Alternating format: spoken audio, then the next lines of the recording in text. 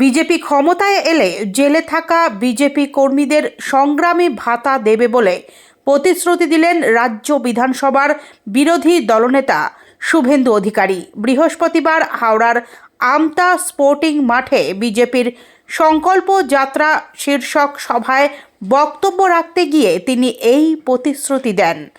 আর এর ফলে এই ঘোষণা বিজেপির নির্বাচনী প্রস্তুতি বলেই মনে করছে রাজনৈতিক মহল। এদিন তিনি বক্তব্য রাখতে গিয়ে স্বভাবসিদ্ধ ভঙ্গিতে রাজ্যের শাসক দল তৃণমূল কংগ্রেসের সমালোচনা যেমন করেন, তেমনি মুখ্যমন্ত্রী মমতা বন্দ্যোপাধ্যায়েরও সমালোচনা করেন। এদিন বিভিন্ন কেন্দ্রীয় প্রকল্প তুলে ধরে মমতা সরকারের দুর্নীতির অভিযোগ যেমন করেন, তেমনি রাজ্যের বেকার সমস্যা মমতার জন্যই তৈরি হয়েছে বলে অভিযোগ করেন। এসআইআর প্রসঙ্গে তিনি বলেন, এটি সেমিফাইনাল, এবার বিজেপি আসছে বলে প্রত্যয় জানান তিনি। উল্লেখ্য, বেশ কিছুদিন ধরেই হাওড়া গ্রামীণ এলাকায় বিভিন্ন মামলায় এখনও জেলে রয়েছেন বিজেপির কর্মীরা। ক্ষমতায় এলে এদের জেল থেকে মুক্তি দেওয়া হবে এবং সংগ্রামী ভাতা দেওয়া হবে বলেও জানান তিনি।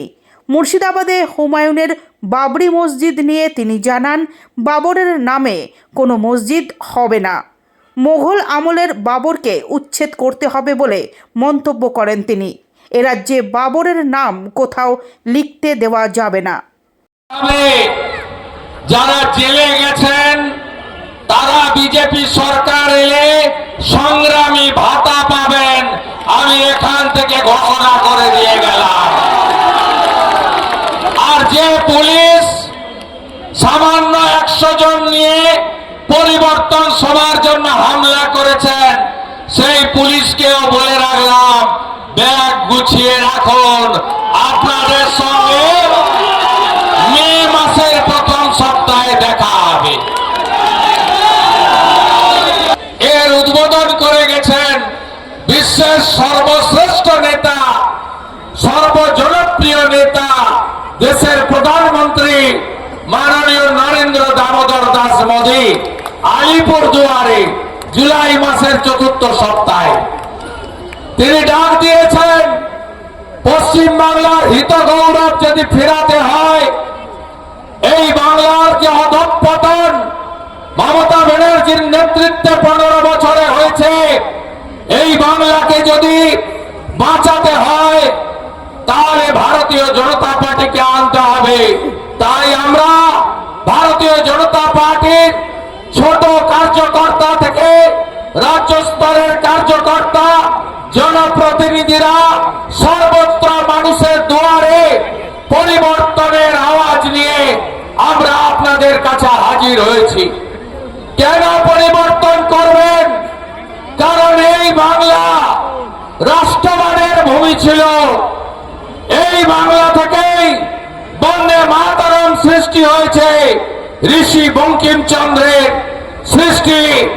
আপনারা জানেন, আজ তার 150 বছর আমরা পালন করছি। 1000 টাকার বালি 12,000 টাকা কেন দিতে হচ্ছে আপনাদের? বালি লুট চলছে। এখানকার ওসিআইসিরা তারা কোটি কোটি টাকা তুলে এসপির কাছে পৌঁছে দিচ্ছে। এসপিরা 25 ভাগ টাকা রেখে 75 ভাগ কালীঘাটে পৌঁছে দিচ্ছে। এই বালি চোরেদের হাত থেকে নদীগুলোকে বাঁচাতে হবে। তাই মনোভট্ট মমতা তাড়াতে হবে, মমতাকে তাড়াতে হবে। আর আপনাকে বলি, সেমিফাইনাল হলো এসআইআর। এসআইআর হলো সেমিফাইনাল। 7 লক্ষের কাছাকাছি নাম বাদ গেছে।